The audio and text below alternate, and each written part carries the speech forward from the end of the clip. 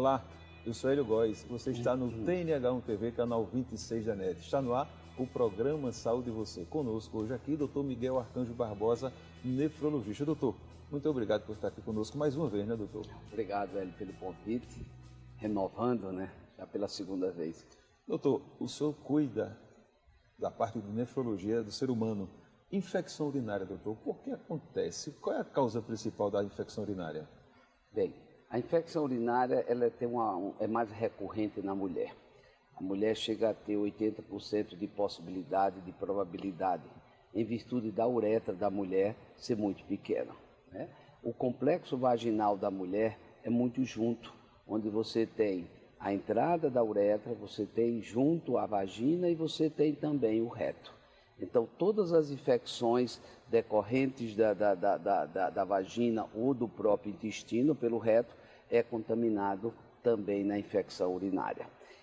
Por isso que a mulher tem mais possibilidade, mais probabilidade. Com relação ao homem, a uretra do homem é grande, então é muito pouco provável o homem ter infecção urinária, só em alguns casos extras. O que o homem confunde muito é com doença venérea, que não tem nada a ver com infecção urinária, certo? Agora, com relação à causa da infecção urinária, são várias causas. A mais comum é cálculo renal, né? Pessoas que têm cálculo renal, que não cuidam do cálculo renal, que não eliminam o cálculo renal e começa a ter infecção urinária. E você trata a infecção urinária e ela chama-se recorrente, reincidivante, volta a infecção de novo. Então, você para ter infecção urinária, você tem que procurar, você tem que pesquisar se você tem cálculo renal, através de um exame de ultrassom, através do exame de um raio-x simples. Caso você tenha cálculo renal, você tem que eliminar aquele cálculo para curar da infecção urinária. Agora, doutor, aquela pessoa que tem a infecção urinária e não cuida, muitas pessoas, ao ir ao banheiro, arde e a pessoa não se preocupa. Aquela pessoa que não trata uma infecção urinária bem correta, doutor, ela pode atingir um rim também, doutor? Pode. Inclusive, são várias etapas, né? A primeira etapa é a chamada cistite. É aquela infecção da bexiga, aquela infecção embaixo, aquela infecção que você tem o ardor quando você urina. Essa é a mais comum. Depois, quando você não trata, quando você não cura, essa infecção sobe para o rim, chama-se pielonefrite aguda. É uma infecção mais séria, onde você, além da cistite, que é o ardor quando urina, você tem dor na região lombar e você começa a ter febre. A infecção é pielonefrite aguda. E quando você não trata, vira em pielonefrite crônica, que aí pode levar à insuficiência renal, né? O que a gente tem no dia a dia, normalmente é a cistite. Isso é tratado simplesmente com antibióticos, simples, né? Não tem nenhuma complicação. O que deve ser mais alertado são mulheres que têm infecção urinária reincidivante, recorrente, várias infecções durante o ano. Então isso tem que ser pesquisado, tem que ser eliminado a causa, senão nunca você vai curar da infecção. O senhor falou de uma coisa interessante, cálculo renal. Eu acho que muita gente sofre com esse problema, doutor. O que causa, na verdade, o cálculo renal na pessoa, doutor? Bem, o cálculo renal em si é hereditário, né? É uma doença que não tem cura, né? Tanto é que você sempre pergunta quando o paciente chega, quem é que da sua família tem cálculo renal? Alguém diz, olha, meu pai, meu avô, meu tio, meu irmão, meu primo, alguém tem cálculo renal. É um genomazinho deficiente, é um cromossomozinho deficiente.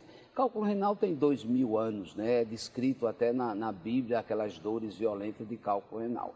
E ainda não se descobriu como fazer o tratamento, porque você tem que tirar aquele cromossomo defeituoso. O que a gente sabe é o seguinte, cálculo renal gera muita dor quando ele obstrui. Tem 3 tipos de cálculo, tem aquele pequeno, é até 0,5, é aquele que é eliminado, esse é o mais comum, é esse que você orienta a tomar muito líquido, no máximo 2 líquidos por dia, você orienta, eu gosto muito do chá de quebra-pedra, chá de folha de abacate, tudo isso que é chá é bom, porque esses chás são diuréticos. Quanto mais você urina, mais a probabilidade que você tem ou de eliminar aquela pedrinha ou quebrar, fragmentar. água em pedra dura, tanto bate até que fura. Né? Então, esse é o conceito de cálculo renal para pedra pequenininha, 0,5. Acima de 0,5, aquela pedra não, aquele cálculo, ele não sai. Então, tem um tratamento hoje chamado litotripsia, que é um tratamento através de ultrassom, né? Inclusive tem pelo SUS, né? Pessoas têm muito cálculo. O SUS trabalha com isso também, onde você fragmenta a pedrazinha, quebra a pedra e para a pedra também ser eliminada por muito líquido. Né? E tem a pedra que chama-se cálculo coraliforme, é aqueles cálculos grandes que ficam dentro do rim, esse você tem que abrir o rim, tem que ser cirurgicamente. Essa cirurgia, doutor, hoje, essa pessoa que tem essa pedra que o senhor acaba de falar, essa cirurgia demora quanto tempo, mais ou menos? A litotripsia? Sim. Não é nem cirurgia, é um instrumento, né, de ondas, né, ondas curtas, onde você se deita numa cama, como se fosse um raio-x, né? E o médico, ele com a urografia escritura, com raio-x, ele sabe onde está aquela pedrinha e ele joga ondas curtas para quebrar. Então, eu acredito que dentro de 40 minutos é o suficiente para quebrar. Uns quebram, outros não. Muitas vezes você tem que fazer 2, 3, 4 vezes para quebrar. O que acontece? Você quebra aquela pedra, dilui, se fragmenta, mas surgem novas pedras. Né? Então, a gente sempre fala para os pacientes, cálculo renal não tem cura. Você que tem que fazer a sua prevenção. E qual é a prevenção? Muito líquido. Primeiro, a pessoa tem que se conscientizar que pode ter tantos cálculos forem necessários durante a vida toda. Primeiro, tem que estar consciente. E segundo, tem que tomar muito líquido. Outra coisa também, doutor, que a gente ouve muitos relatos, eu acho que o senhor vai ter essa dúvida para os nossos assinantes, uma grande importância. A pessoa, quando faz sexo, principalmente o homem, ele tem costume de ir ao banheiro. Isso é bom? Isso é mito ou verdade, doutor? O que a gente orienta, essa parte de urinar, é mais para a mulher. Né? O homem, ele tem como hábito, toda vez que ele tem relação, alguma coisa, porque ainda fica muito esperma dentro da uretra, então aquilo incomoda. Então ele urina para eliminar aquele resto de esperma que fica. É mais por sensação. A mulher é até por obrigação. No nosso consultório, todas as pessoas, independente de ter infecção urinária, eu digo, olha, após qualquer ato sexual, vá ao banheiro e urine, porque você elimina qualquer possibilidade de ter infecção. Porque quando você tem um ato sexual, dependendo do ato, você pode ter muito trauma. Uns sangram, outros têm bactérias como sexualmente transmissíveis, como Gardnerella, como Bondili, e como os outros, né? Nós temos o reto, que elimina ali Escherichia coli, né? Porque no organismo nosso a gente tem muito isso, bactérias saprófitas para aquele local.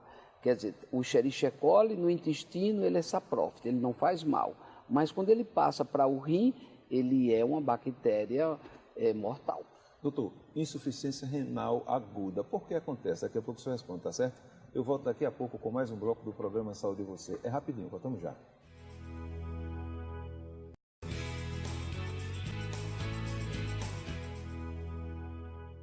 Já estamos de volta com mais um bloco do programa Saúde e Você. Conosco hoje aqui, Dr. Miguel Arcanjo Barbosa, ele é nefrologista.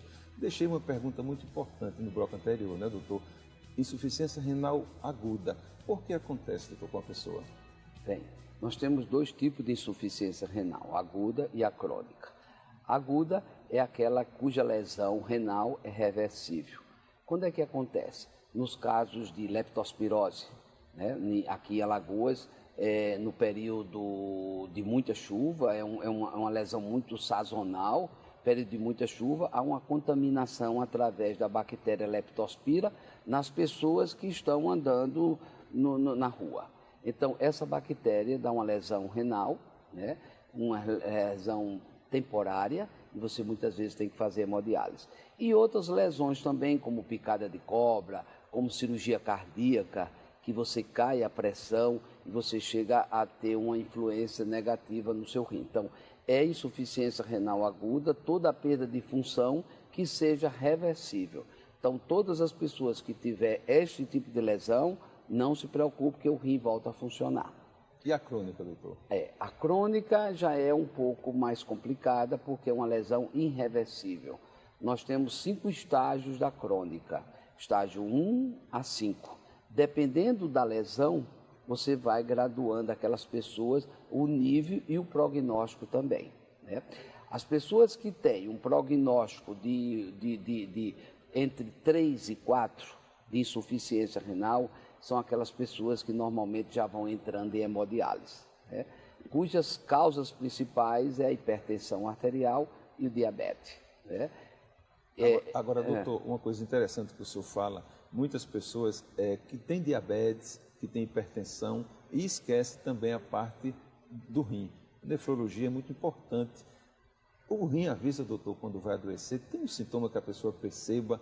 Muitas pessoas falam o seguinte: olha, minha urina está muito amarela. Isso é mito ou é verdade que tem a ver com os rins? É mais mito, né? Porque a urina, quando ela está concentrada demais, se você toma pouco líquido, você quando urina, você vai ver a urina até mais escura, ela fica mais concentrada. A pessoa que toma muito líquido dilui mais e automaticamente você tem uma urina mais clara. Como também é mito a pessoa dizer que tem que tomar muita água para o rim funcionar. Isso é um mito, não existe. O organismo, ele tem um equilíbrio próprio, né? Onde ele, dependendo da sua necessidade, você toma água ou não. Então não tem nenhuma relação. O que a gente pede é nos casos de cálculo renal, a pessoa tomar muito líquido, mas é só isso. Com relação à insuficiência renal, já é o contrário. O paciente vai lesionando o rim e vai parando de tomar líquido. A gente solicita que o paciente tome o mínimo possível para não começar a inchar. Por quê? A lesão por diabetes é a mais grave, porque ela faz uma lesão chamada proteinúria. Ela devagarzinho, todos nós não devemos ter perda de proteína pela urina. Quando a gente começa a ter perda de proteína, é um sinal que o rim tem um processo inflamatório. E que isso pode estar no estágio 1, dependendo da proteinúria, estágio 2, o estágio 3, a ureia e a creatinina já começa a elevar. No estágio 4, você tem elevação da ureia, creatinina, potássio, você começa a ter uma anemia profunda, você começa a inchar, você começa a ter vômito, mal-estar geral, é no momento que você entra em hemodiálise, entendeu? O grau 5 já é aquele grau de uma gravidade muito grande que a gente normalmente já está em coma, é um paciente que está entubado, é um paciente que vem de uma unidade de emergência, né? Doutor, hemodiálise, a gente sabe que não é fácil a pessoa entrar no processo de hemodiálise. Eu lhe pergunto uma coisa: por que a pessoa já entra na hemodiálise com uma depressão profunda, doutor? O que acontece com a mente daquela pessoa? O que faz ela realmente dizer assim: olha, eu estou realmente com depressão e vou ter que fazer hemodiálise? Evoluiu, doutor, essa questão da hemodiálise hoje em dia? Hélio, olha, eu trabalho com nefrologia há quase 40 anos, né? E eu estou nesse trabalho de hemodiálise há 35. E até hoje eu não consegui aceitar nem suportar, né, o sofrimento desses pacientes, né? São pacientes que eu digo sempre a dele: olha, a primeira coisa que você entra em hemodiálise é arranjar uma religião, é ter fé, é se apegar a Deus, é pedir a Deus todo dia que lhe dê força para você sobreviver e você ultrapassar os obstáculos. São muitos obstáculos. Você tem um compromisso com a hemodiálise 3 vezes por semana, o resto da vida, 4 horas todo dia. Muitos vêm, eu tenho um paciente de Delmiro, eu tenho um paciente de Piranhas, de todo, onde ele pega um ônibus, passa 4 horas só para fazer diálise. Tem um paciente que vive 12, 13 horas no dia para fazer diálise e com 2 dias ele volta de novo, entendeu? Então, a cabeça desse paciente é uma cabeça depressiva, é um paciente, não é complicado, mas é um paciente que merece todos os cuidados. Tanto é que no Hospital Vida, lá onde nós trabalhamos, nós temos 2 psicólogas diretamente com esse paciente. Nós temos 2 assistentes sociais para você ver a atenção que a gente dá a esses pacientes. Porque é muito difícil você querer tomar um copo d'água e não poder. Porque se você toma um copo d'água, ele vai para dentro do pulmão. Ele não tem por onde sair, porque o rim não funciona. né? E você aceitar isso. E outra coisa também importante é a família. Tem uns que têm família, você ainda consegue aceitar. E quando você não tem família, quando você passou a vida toda desregrado, que não tem mais ninguém na família que lhe ajude, então é um sofrimento, sabe? Hoje nós temos 300 pacientes no Hospital Vida. Nós temos pacientes de 15 anos, 20 anos. Tem um paciente de 26 anos. Doutor, e o óbito, doutor, por que acontece ainda durante uma hemodiálise? O que faz a pessoa falecer durante um processo desse? Como eu já te falei, existem duas causas principais para esses pacientes que têm insuficiência renal. Eles entram em insuficiência renal, mas continuam com a causa principal. Quer dizer, o diabético não cura. Então, além da doença renal, ele continua ainda sendo diabético. Com hipoglicemia, com hiperglicemia, então, com todas as doenças relacionadas ao diabetes. A grande maioria perde a visão em virtude também da hemorragia conjuntival provocada pelo diabetes. Outra grande quantidade começa a amputa os pés em virtude da vasculopatia. Diabetes dá uma vasculopatia e eles muitas vezes têm que amputar. Eles continuam com a pressão alta. A gente, mesmo baixando, eles têm um risco de infarto, eles têm um risco de derrame, entendeu? Então, além da insuficiência renal, ele tem ainda a hipertensão e tem ainda o diabetes. E a insuficiência renal agrava pelo seguinte, como ele não pode tomar líquido, se ele toma 2, 3 copos de água, dá o edema agudo de pulmão, ele morre sufocado. Então, é uma doença. É complicado, né, doutor? É muito sofrimento. Doutor Miguel, o Maceió inteiro, Alagoas, conhece o seu trabalho. O senhor realizou um sonho, o Hospital Vida. Vamos falar do Hospital Vida daqui a pouco? Vamos? A gente volta daqui a pouco com o último bloco do programa Saúde Você. É rapidinho, não sai daí.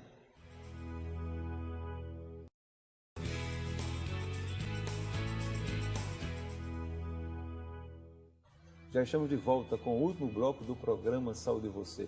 Hoje aqui no programa, Dr. Miguel Arcanjo Barbosa, nefrologista e também diretor do Hospital Vida. Doutor, é um sonho realizado. Eu conheço o senhor há muito tempo. O trabalho do senhor é um trabalho que toda Alagoas reconhece, o Brasil inteiro, na verdade. Cenefron, como começou? 13 anos de vida e depois o senhor transforma em Hospital Vida. Justamente, eu bato muito nessa tecla, em uma área nobre de Maceió, para exatamente atender a população carente. É um sonho realizado, né, doutor? Né? Ainda não é o sonho total, né? A gente teve durante 10, 12 anos o Cenefron, né? Onde a gente era uma referência em nefrologia, certo? Continuamos com a referência em nefrologia, porque é o maior serviço de nefrologia do Estado, né? E a gente sentiu a necessidade de ampliar. A gente sentiu a necessidade que os nossos pacientes precisariam de uma UTI. Então, achamos melhor montar um hospital. Hoje o Hospital Vida tem uma UTI de 10 leitos, muito bem montada, uma das melhores aqui do estado, já, até porque quem monta um hospital de primeiro mundo tem que montar com o que tem de primeira linha, né? Temos uma hemodinâmica, onde a gente faz cateterismo cardíaco, faz cirurgia cardíaca, uma tomografia computadorizada, ou seja, hoje nós somos um pequeno hospital, onde a gente tem 24 leitos pelo SUS e ainda tem mais 15 apartamentos. Então é um hospital que está crescendo, uma área carente, como é a da Ponta Verde, né? Nós fechamos hoje com grupo de cirurgia plástica. Hoje nós temos 7 cirurgiões plásticos, hoje a gente faz 95 cirurgia plástica por mês, onde tem como referência o Dr. Ronaldo Leão, Dr. Walter França, Dr. André Mendonça e vários outros, né? Então, o Hospital Vida, ele está crescendo, eu acho que vai crescer bastante, né? E agora é muita luta, viu, Hélio? É muita luta. Na inauguração, o doutor Alexandre Toledo, que nos deu a honra de inaugurar, ele disse, Miguel, você é um homem corajoso e ousado. Eu não entendi naquela época, mas hoje eu sei como é difícil você gerenciar um hospital, né? Hoje dizem que o hospital é a maior empresa que uma pessoa tem. Você tem várias empresas dentro do hospital, onde você não cuida só da saúde, você tem um refeitório, você tem uma hotelaria, né? Principalmente o Hospital Vida. Nós montamos né? Convidamos uma gerente de um hotel aqui em Maceió, convidamos para ser a nossa gerente. Então mudamos toda a forma de hospital. Hoje os nossos apartamentos são base exclusivamente de um apartamento de hotel. Doutor, a diferença de um hospital para um hotel, como o senhor acaba de falar, em um hotel a pessoa vai procurar lazer, no hospital a pessoa vai procurar saúde, só que os mesmos serviços são agregados. Um bom apartamento, tem que ter uma boa cama, um bom atendimento. Agora o senhor vai me contar um segredo aqui, tá certo? Eu acho que os assinantes que conhecem o seu trabalho, o que faz aquela equipe atender tão bem, doutor? Qual o segredo daquela equipe atender tão bem as pessoas? O Hélio, chegamos à conclusão, né, que a gente tem que ter um diferencial. Eu não posso competir com a Santa Casa, não posso competir com Arthur Ramos, porque são hospitais grandes, hospitais até centenário, mas eu posso competir com a qualidade. E a gente tem trabalhado muito na nossa capacitação. Nós temos uma consultoria onde a gente faz capacitação de 2 em 2 meses com todos os funcionários, mostrando para o funcionário que o cliente é a nossa meta, o cliente é o nosso foco. Se automaticamente você não tiver uma boa qualidade no atendimento, um atendimento humanizado, a gente perde, entendeu? Então, o diferencial nosso hoje é a hotelaria, o diferencial nosso é a referência dos médicos. Hoje estamos convidando os colegas para ir para lá, quem tem referência, e a gente vai absorver todo esse pessoal conosco também, com muita qualidade e com muito carinho no coração. Uma coisa que me chama a atenção, doutor, eu acho que os pacientes também que precisam de serviço de nefrologia, que chegam ao Hospital Vida e precisam entrar numa secção de hemodiálise, automaticamente ele é recebido por uma psicóloga. Qual a importância dessa psicóloga, tanto para o paciente e também para a família, doutor, que vai acompanhar digamos assim, aquele caminho longo daquela pessoa que vai fazer aquela hemodiálise o resto da vida? Nós temos 5 recepções no Hospital Vida, e uma das recepções enormes é exclusivamente para os pacientes renais, né? Porque o volume, nós temos 300 pacientes, você imagina o que é 300 pacientes por dia, os familiares, ambulâncias. Então a gente tem dentro dessa recepção uma sequência de atendimento. Então o paciente entra, ele já vai no assistente social já resolve a parte de benefício dele, a assistente social já encaminha, já dá todas as orientações, ele passa depois pela psicóloga, ela dá a orientação sempre para a família toda, depois passa para a enfermeira e no final tem um médico de plantão. Então, pelo volume que a gente tem de paciente, houve necessidade de você montar um protocolo de atendimento, né? E as outras recepções ficaram para os outros atendimentos cirúrgicos, para os outros atendimentos. Nós temos um volume de atendimento de ultrassom, de eco, de endoscopia, muito grande também, né? O hospital cresceu muito em virtude da área, entendeu, Hélio? A gente tem uma área ali muito carente, então a gente absorveu todo aquele pessoal ali. Doutor Miguel, a gente está chegando ao final do programa, eu não digo um programa, o senhor passa informações importantes sobre o atendimento do Hospital Vida, sobre as doenças que afetam o rim da pessoa, evidentemente, e no final do programa eu queria que o senhor, como diretor, como uma pessoa, um nefrologista competente no estado de Alagoas, deixasse uma mensagem para os nossos assinantes. 2 mensagens, na verdade. Uma para a pessoa manter a vida saudável, né, para evitar problemas renais, e a outra é a questão do Hospital Vida. Como é que o senhor vê o atendimento médico hoje em todo o Brasil? Fica à vontade, doutor. Com relação à população, eu queria o seguinte, gente, hoje em dia não se pode brincar com doença. Você vê o índice de câncer de mama, o índice de câncer de próstata. A medicina ainda não sabe explicar porque a incidência é tão grande ultimamente. O que a gente coloca é o seguinte, que todo mundo que puder faça a sua prevenção. Faça os seus exames, não custa. Tem pessoas que dizem, eu não vou fazer o exame porque pode dar alguma coisa. Isso está errado, porque se der, você tem condições ainda de fazer esse tipo de tratamento e curar. Hoje você trata e você cura sem problema nenhum, né? E com relação ao Hospital Vida, eu acho que Maceió estava precisando, a área ali de Ponta Verde, Pajuçara, Jatiuca, toda aquela área estava precisando, nós não tínhamos nenhuma referência, né? Estamos tentando montar uma unidade de emergência 24 horas lá. A dificuldade é muito grande, porque o custo é muito grande, mas a gente vai montar uma unidade, pelo menos cardíaca.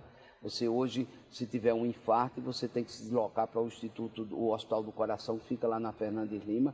Então, aquela área necessita de muito mais atenção na área hospitalar. Obrigado, doutor, e parabéns pelo trabalho que o senhor faz e toda a sua equipe. Você, assinante, muito obrigado, e você segue agora na programação do TNH1 TV. E lembre-se, você pode interagir comigo. Como? Aí está o nosso e-mail. Eu lhe encontro no próximo programa. Até lá.